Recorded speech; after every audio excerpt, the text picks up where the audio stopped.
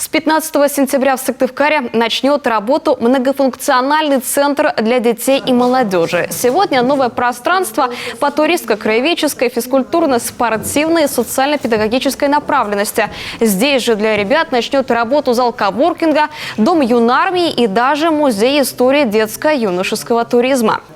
Вот эти экспонаты, это у нас педагог Станислав Новиков, он пошел не в поисковую экспедицию, он пошел в поход на Кольский полуостров под Мурманск. И просто в результате этого похода, без каких-то поисковых работ, вот там за 2 недели пребывания, он собрал вот такую экспозицию. Представляете, как вот земля там вся просто напитана вот этим. И какое впечатление дети, да, получили, когда вот под ногами вот это все лежит. Они все это вынесли. Вот, ну, я представляю, да. Попробуй нажать на место такой снаряд. Представляете,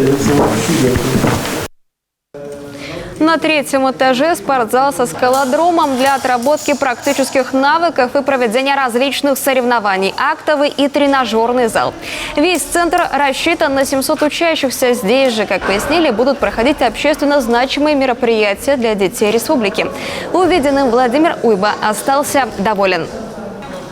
Сам подход к тому, чтобы не просто делать чемпионов, вот это очень важно, а делать настоящих людей.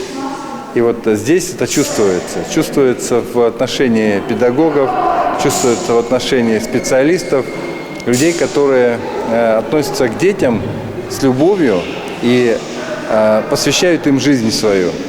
И это очень здорово, потому что вот тем самым дети видят, к чему нас стремиться.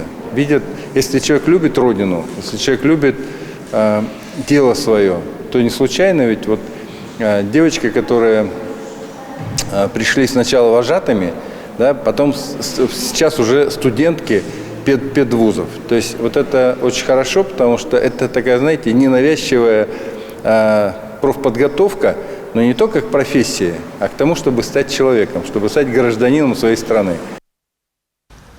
К слову, в здании центра, но уже на 1-м этаже разместился корпус начального звена специальной коррекционной школы номер 40 Сыктывкара.